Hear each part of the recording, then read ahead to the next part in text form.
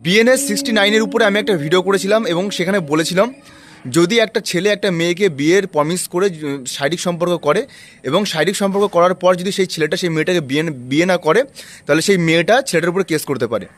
এবার এখানে অনেক ছেলেরা কমেন্ট করেছিল যদি এর ঠিক উল্টোটা হয় তাহলে কি হবে।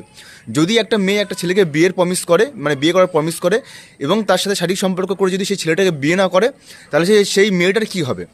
তো এখানে বলে রাখি যে BNS 69 only applies for man, মানে এটা শুধুমাত্র পুরুষদের উপরে অ্যাপ্লাই করা হয়, যে শুধুমাত্র পুরুষরাই কিন্তু শাস্তি পাবে, এটা মেয়েদেরকে ধরা হয় না বা মেয়েদেরকে মানে বিএনএস 69-এর মধ্যে মেয়েদেরকে ধরা হয় না। ওখানে ক্লিয়ারলি লেখা আছে যে the law does not mention woman as offender, মানে ক্লিয়ারলি বুঝতে পারছো যে এইটা মানে মেয়েদের জন্য অ্যাপ্লাই হয় না।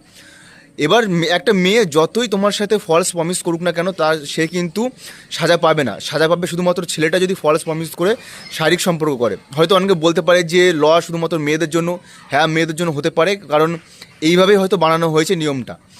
তো ব্যাস এটাই, যতই ছেলেটা মানে মেয়েটা যতই প্রমিস করে করুক না কেন, মানে বিয়ের প্রমিস করে যদি শারীরিক সম্পর্ক করে তাও কিন্তু সেই মেয়েটা কোনো রকম সাজা পাবে না, কিন্তু যদি ছেলেটা করে ছেলেটা কিন্তু পানিশ পাবে, পুরো বাংলা কথা। আর হ্যাঁ, এবার ছেলেটা এই মেয়েটার উপরে একটা চিটিংয়ের কেস করতে পারে, সেই বিষয়টা আলাদা, কিন্তু 69-এর আন্ডারে কিন্তু আসবে না। একদম সিম্পল জিনিস যে এটা শুধুমাত্র কিন্তু মানে মেয়েদের জন্য অ্যাপ্লিকেবল, মানে মেয়েরাই কিন্তু এই 69-এর আন্ডারে কিন্তু কেস করতে পারে একটা ছেলের উপরে, কিন্তু একটা ছেলে কিন্তু একটা মেয়ের উপরে করতে পারবে না।